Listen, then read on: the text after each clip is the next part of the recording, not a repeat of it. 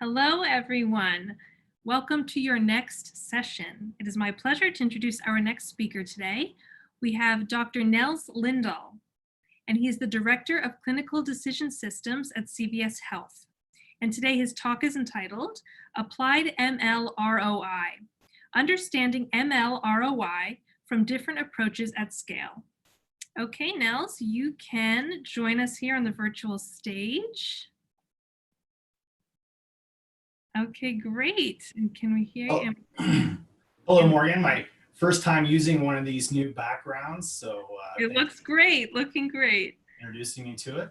Great. Okay, I'm going to end my video now, and you can go ahead and share your slides and take it away. All right. Hey, folks, bear with me here for just a second while I get my screen shared. All right. So my desktop looks like. Let's get the slideshow going. All right, so thank you again for coming and listening to this session. As Morgan said, I'm Dr. Nels Lindahl. I'm happy to be here. You can find me on Twitter at Nels Lindahl, or you can look me up on LinkedIn if you're wanting to. Again, what am I talking about today? Well, the title of my talk is Applied ML ROI. Understanding ML ROI from different approaches at scale.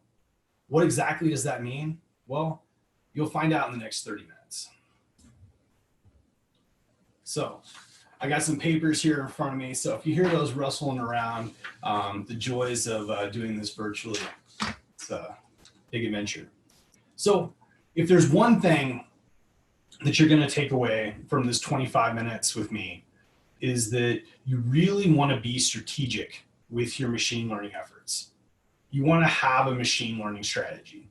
If this is the first time that you've really taken a step back and thought, hey, what is my machine learning strategy?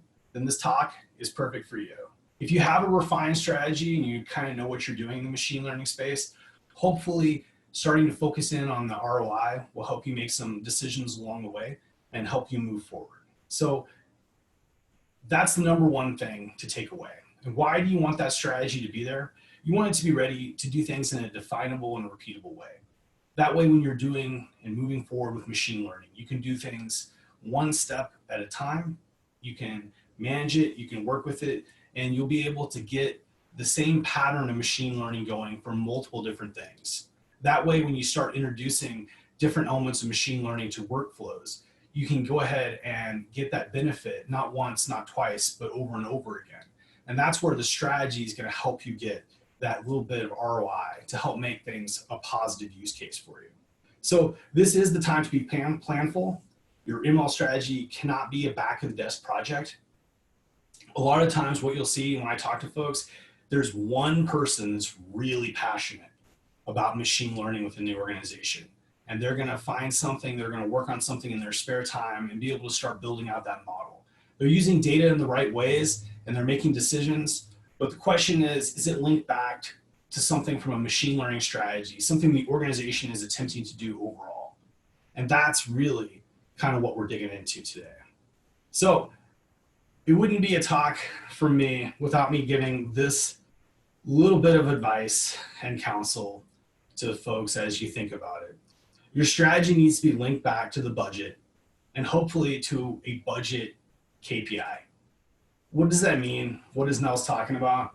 Well, the best case scenario is when you have machine learning as something you're using as a strategy for your organization and you're pushing things forward and you're going to start laying it out over and over again to have it as a vital part of what you're choosing to do within your workflows and use cases. At the same time, every dollar within an organization is precious. That means that you may have a distinct budget item for your machine learning.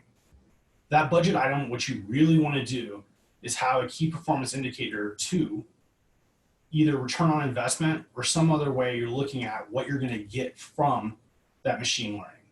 If you can tie your strategy for machine learning back to a line item in your budget and know that it has a positive KPI and you know that you're getting positive return on investment, that's where your decision making and everything is set up for success when those two things are tied together. So again, if you're going to take one thing away from me during this talk, that would be it. So at some point, you're starting to get into your machine learning journey. You're going to have to make some decisions. Where are you going to serve the machine learning model from? Is this the first model that you're building and deploying? What actual deployments of model serving are being managed? Are you working on-premise for training or calling an API? Have you elected to use a pre-trained model via some kind of external API call? There's a ton of them available. People are making all kinds of models and they're willing to sell them. Did you buy one of those models from one of those marketplaces? And how long before the model efficiency drops off and some kind of adjustment is required? Again, the way I look at return on investment, pretty straightforward. The value of the initial ML model minus the initial value of the model, the final value minus the initial value, divided by the cost of investment times 100%. It's just going to give you a positive or negative look at whether that return on investment is going to be there for you. So again, strict return on investment modeling, it may not be the method that you want to use. You may not find it worthwhile for your business case of inserting machine learning into a workflow. And instead of that calculation, you might want to focus on the specific value added within the workflow. And there may just be a different way you calculate it within your use case. Really, any way you do it in a planful way that's definable and repeatable, it's going to work out great. So that's kind of where I'm suggesting you go. In the next few slides, we're going to tackle 3 examples to consider: an external API, hosted serving, and some on-premise serving to see how that works out. So the first example here, and I think that this is probably the most powerful example. If you have not seen the Google Cloud Platform Cloud Vision API in action, go check it out. It's pretty great. The use case, if you need to do something with computer vision and you elected to use this API. So what could you do with this? Use some label detection, text detection, document different detection, safe search, facial detection, landmark detection, logo detection, image properties, or maybe it'll tell you where to crop the different image. A lot of different things you can do with this API. And APIs themselves are super powerful. And what exactly is an application programming interface? So within your workflow, you may want to send out to the Google Cloud Vision API. In this case, you can tell it's probably some kind of image that you're looking at. Maybe you wanted to detect text in the workflow. You know that there's a predefined schema for how you're going to send this image off to the API. And the API has a pre-formatted way of sending data back. And that's really what APIs do. They're amazing. Magical part of the whole process, linking things together, again, in a definable and repeatable way. So this API is really democratizing access to machine learning for companies of any size. You get access without a sizable investment. You just have to build it into the workflow to go out and access this, and you're ready to go. And if you're wondering about the cost of this sort of thing, the first 1,000 units a month are free, right? From units 1,001 to 5 million, they're going to start charging you at $1.50 per 1,000. That means roughly 50,000 efforts at this is going to cost you $75. If you're looking at what would be the cost of about $150,000 in salary, you're looking at potentially having 100 million calls to your API. So you can kind of start to see where in the process this return on investment would start to get calculated. So you're looking at your organization, you're looking at your machine learning strategy, and you say, you know what, within this workflow, within this process of the things that we're doing, if I could just detect this text, if I could just figure out what was within this image and know the properties, maybe that has a certain amount of value to you. So there's tons of APIs, not just vision APIs, but different things that Google, Amazon, and Microsoft are providing. So you can calculate those in to an existing workflow and know what you're going to get back from being able to do that. And I think that that is one of the more interesting things that you get from this example. So what costs do you avoid with this method? If you think about it on the API, training, deployment, the maintenance cost of your model are all going to be out And on the API, you also are not using complex costs from machine learning teams or anything else. You get all those benefits. In this example, you also get kind of a side benefit, which is that the general training of the model is going to happen against all kinds of different things and all kinds of different use cases. So you're benefiting from all the other training that's happening within this model, but you're not having to pay for it other than the cost of the model itself. So the ongoing upkeep, the retraining, and everything else is going to be there. You're not going to have to factor that into your cost. All right. So as we move into the next element and the next two examples, we want to take a step back and think about how you're going to engage in your machine learning frameworks and pipelines. So in the API example, you're just calling that API as part of your workflow. You're doing it as a standard piece of the puzzle. When you start building your own machine learning frameworks and pipelines, they have to exist somewhere. In this example, I'll be talking a little bit about TensorFlow and specifically TensorFlow Serving. So the reason I'm talking about TensorFlow Serving, you can use a variety of different things depending on what works best for your organization. Obviously, you got to take everything that I say with a grain of salt. You should know up front that I'm a big TensorFlow enthusiast. That's one of the reasons why I use it as my primary example, but it doesn't mean that that's the absolute right answer for you. It's just the answer that I look at most frequently. So if you're building this out and you're starting to build out somewhere to manage your models. So in this example, you're going from just building a machine learning model to do something, to realizing that you probably need to serve that model out over and over again to a workflow. Probably also means that you're going to need to manage those models and serve out different models over time as you make adjustments, corrections, introduce different modeling techniques, get more advanced. Because one of the things you'll find is that even the perfect model that you had and was right where you wanted it to be when you launched it will degrade over time. And you're going to need to make some changes. And one of the great things you can do with TensorFlow and serving is go ahead and introduce different models and then look at the outcomes. And that's the most important part of this pipeline framework that people are building, is you have to know what the model is going to be. You have to look in dashboard and understand exactly what the outcomes of that model are for your organization. You can't figure out your return on investment. You can't figure out if machine learning is working within your use case unless you actually model it out and really figure out, in this workflow, when I introduced machine learning, was it having that positive impact? And if it was having a positive impact, are you modeling it to understand what that means, again, back to your budget and return on investment? So that's one way to look at it. The other thing that I think is really amazing about this particular part of the puzzle is that the size of the machine learning team that you need to be able to do this is shrinking. Why is it shrinking? Because the pipelines themselves and the processes for getting these things going are becoming, they're free, they're democratized. You can get them out there. People are using them in all kinds of different ways, and you can just go ahead and introduce it to your organization. So the next example here, example 2, would be an example of serving TensorFlow on Microsoft Azure. So instead of having a Google call to the API for the Vision API, in this instance, you're going to serve up your own content. You're going to serve up your own model. So maybe there's something that you need to do that's really special within your use case, and that you need your own trained model to be able to do that. So in this assumption here, instead of using Microsoft Azure Machine Learning TensorFlow Estimator class or part of the automated model handling process, this example will center around installing TensorFlow Serving on a VM. But you can easily calculate the return on investment for the enterprise tier of Azure Machine Learning. Costing is about the same. When you start digging into using the Microsoft ecosystem, you'll see really quick that they have a ton of content that's really pretty amazing.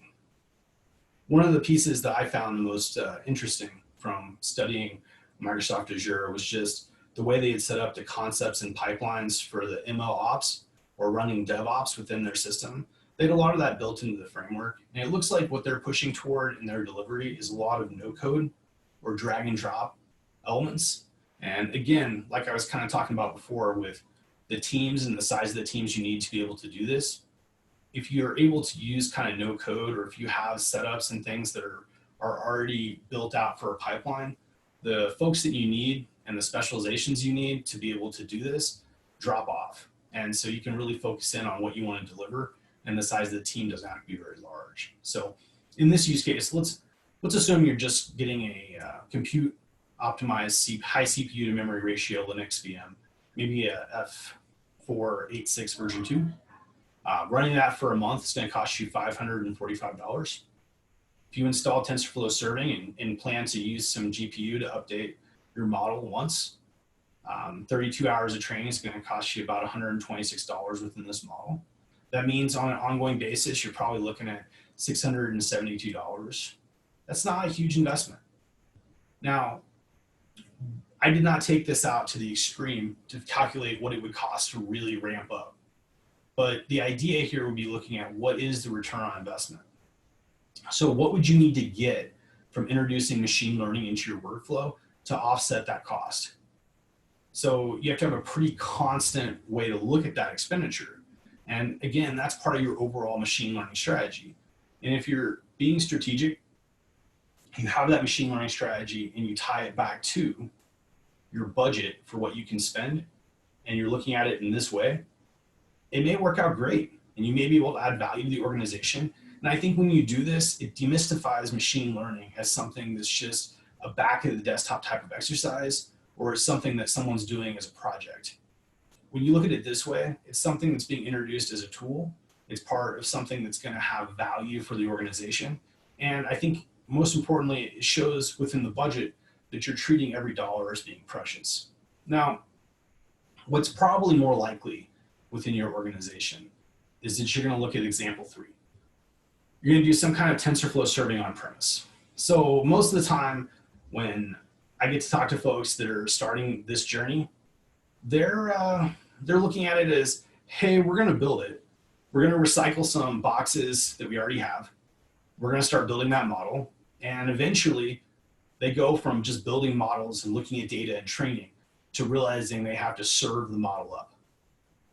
And if you're serving the model on premise, you're going to look at a variety of different things. And this slide right here is probably the most work in progress of any of my slides. It's one that I want to revise a little bit more over time, and definitely need to work on that as we go forward. But the general story of what needs to be communicated, and the reason I want to revise it is there's so many different ways people build out stuff on premise. Some folks have data centers where they're building boxes and they live on a VM in the data center. Some folks have physical infrastructure that they build out, and it could be a $10,000 Dell PowerEdge. It could be on a rack. It could be what they're going to use for TensorFlow serving, or it could just be like a tower server. It's like a $1,500 investment to be able to do this. So the model gets built. People do a lot of work for training. Again, if you have access to GPUs and things, you can build this out and start going to model out what the return on investment would be. The return on an investment for a lot of work that's happening with boxes that were recycled is low. It's when you start having to build out the infrastructure to be able to serve the model where that cost is going to go up on premise. So those 3 examples were kind of what I wanted to run through. Now, the last part of the puzzle, and I think this is applicable to all 3 examples. Even if you're accessing an API from somewhere else to add it to your workflow, you're going to need to look at machine learning teams and know exactly who is going to manage this sort of thing. Who's going to be responsible for watching the model efficiency? Who's going to look at the costs being invested into this? And who runs this machine learning team? And I think it's one of those things where you're trying to figure out, where does that talent come from? And this is a topic that I'm super passionate about and always happy to talk to people about. How do you build up internal talent for machine learning? I do think, honestly, we live in a golden age of machine learning training and talent. And so for those folks that are able to start sprinkling in a little bit of expertise as you go, you can start building teams, start helping people invest in understanding this type of machine learning knowledge so that they can build the pipeline And they can look at, TensorFlow extended. They can understand how those pipelines work for building and deploying. And I think all the training to be able to do that is just amazingly available online. People have been super gracious with sharing that kind of knowledge. The hard part is pairing that knowledge with the SME, the subject matter expert knowledge within your organization. When you start really pairing people that know what you're doing at a super granular, deep level to being able to work with models and do deployments and those kind of things, I always look at that as a skill of something that can be augmented. And you may want to bring in someone that's a real expert on building different layers and networks and being able to really build refined models. They may augment that SME help. But again, this is a topic I'm super interested in and always happy to help out with. So this is the last slide of the presentation before we would get into any kind of questions and answers. So what did we cover? We talked a little bit about machine learning investment, an example of APIs, serving from Microsoft Azure, and a third example is serving from TensorFlow on premise. So machine learning frameworks and pipelines. Again, the key takeaway here is make sure you know your use case, have a machine learning strategy, really tie it back to your ROI and your budget and be able to explain and articulate that story of how you're adding value to the organization. If you can explain your machine learning from that story, if you can explain that kind of narrative where you're really explaining the value you're bringing to the organization, I feel like it always helps make machine learning projects grow and succeed within an organization because they're adding value. So,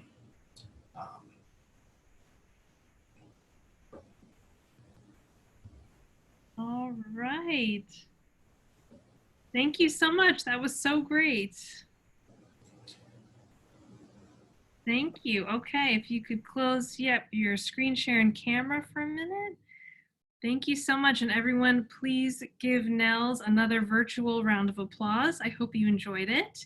And stick around for another session or maybe a one-on-one networking meeting. And have a great time.